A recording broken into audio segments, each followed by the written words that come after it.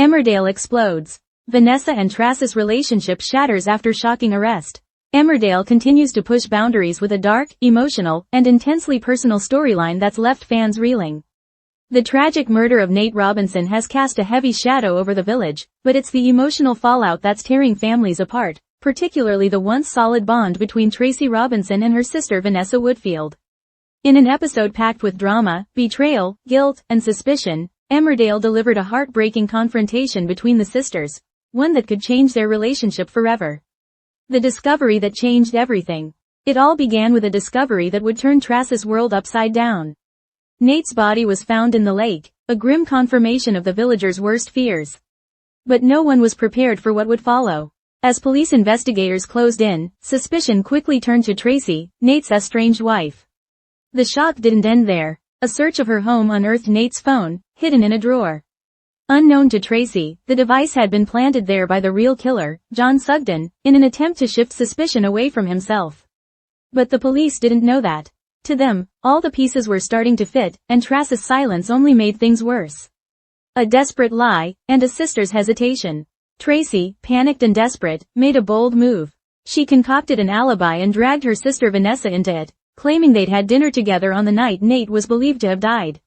It was a risky play, but she was hoping that blood would be thicker than water. Vanessa, caught off guard, tried to go along with it. But the hesitation in her voice, the nervous glances, the lack of conviction, it all gave her away. The police quickly saw through the story. And just like that, Tracy was arrested. It was a moment that sent shockwaves through the family and the village. Tracy, usually strong and composed, was devastated. Her sister had let her down, and in that moment, it felt like she had no one. Released, but far from free. In the latest episode, viewers watched as Tracy was released pending further investigation. She returned home, emotionally drained and furious. But the drama was far from over. Shortly after, she received a visit from John Sugden, the man responsible for the murder. His appearance was anything but innocent. He didn't confess, but he hinted heavily that he believed in Tracy's innocence. It was his attempt to play both sides, to soothe his guilt, or perhaps manipulate the situation even further. Tracy, already at breaking point, wasn't sure what to make of it. The very person who'd framed her was now acting like her only ally, and her own sister had become a stranger. Clash again.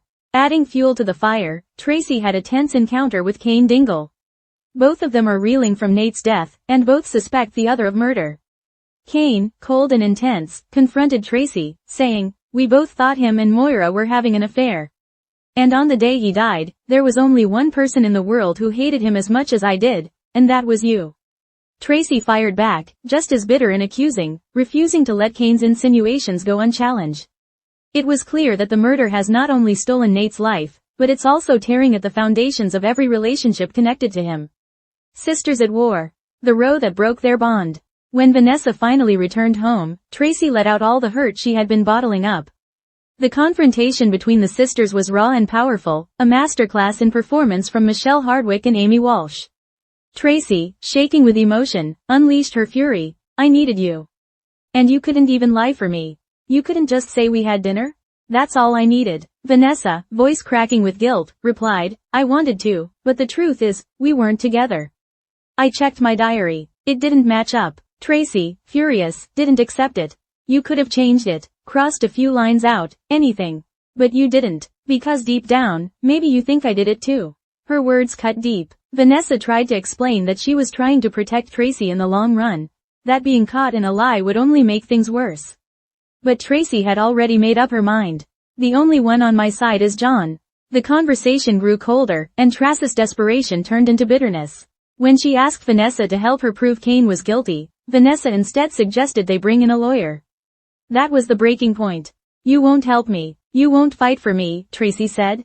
"The only person on my side is John." The statement hung in the air like a slap. Vanessa, stunned and hurt, couldn't believe her ears. Her sister was now trusting the man she suspected of being the killer over her. Without another word, Vanessa stormed off. Trust, loyalty, and shattered bonds.